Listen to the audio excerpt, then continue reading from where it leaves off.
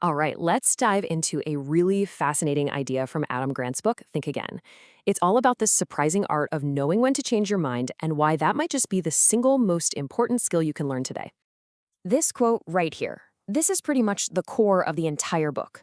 You see, Grant argues that in a world that moves as fast as ours, our ability to rethink and even unlearn things is way more valuable than just raw intelligence. True smarts isn't about hoarding facts. It's about knowing when it's time to hit the refresh button on your own beliefs. So, why is this such a big deal? I mean, why dedicate a whole book to this idea? Well, it turns out it all starts with a pretty fundamental problem with how our brains are wired. Here's Grant's big observation. We spend years and years learning how to think and form opinions, but almost no time learning how to question those opinions. The problem is, we get our beliefs all tangled up with our identities. So when someone challenges one of our ideas, it feels like they're challenging us personally. Okay, so if we're so bad at this, what's getting in the way? Grant actually points to what he calls the enemies of rethinking, three specific mindsets that we all slip into, and they just shut down our ability to learn and adapt. So, how does this actually play out in real life? Well, when our beliefs get challenged, most of us don't act like curious explorers. Nope.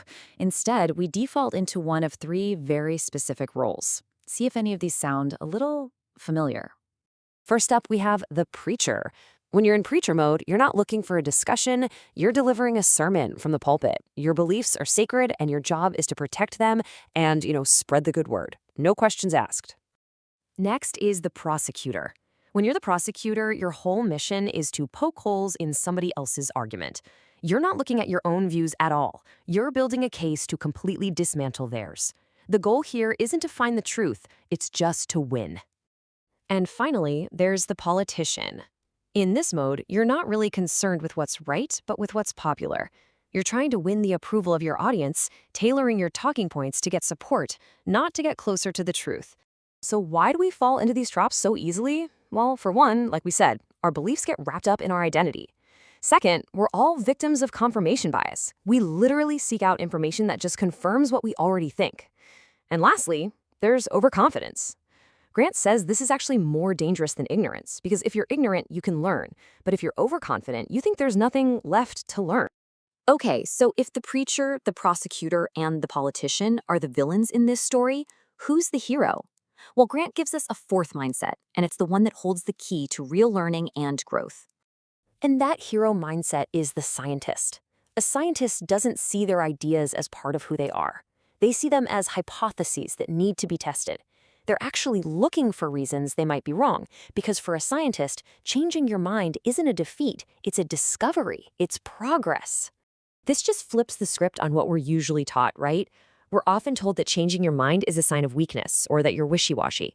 But Grant's point is the exact opposite. Admitting you were wrong doesn't mean you were foolish back then. It means you've gotten smarter now. Okay, so that's all great for working on ourselves. But what about other people?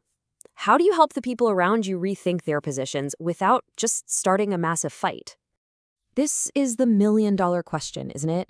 And thankfully, Grant has some incredibly useful advice that has nothing to do with the old idea of winning a debate. The big secret is to stop acting like a prosecutor and start acting with genuine curiosity. Don't attack their view. Instead, just ask open-ended questions like, "That's interesting. How did you come to that conclusion?" You'd be amazed. When people explain their own logic out loud, they often find the flaws themselves. The most powerful tool for persuasion isn't pressure, it's curiosity. All right, let's zoom out a bit. Why does all of this matter in the grand scheme of things? Well, Grant frames this ability to rethink not just as a nice skill to have, but as an absolutely essential skill for survival and success in the modern world. At work, it turns out that companies that build a culture where it's safe to say, "Hey, I think we might be wrong about this," are the ones that actually innovate and succeed. And in our personal lives, this mindset just makes us less rigid, better listeners, and, well, lifelong learners. So, what's a practical habit you can start, like today? It's this one. Make it a regular practice to actively look for evidence that you might be wrong. Instead of just hunting for proof that you're right, get genuinely curious about what might prove you wrong. And this really is the biggest takeaway. We live in a world that's constantly updating itself, so our own mental software needs regular updates too. The people and the companies that win aren't the ones who cling the tightest to old ideas, but the ones who are the most willing to adapt.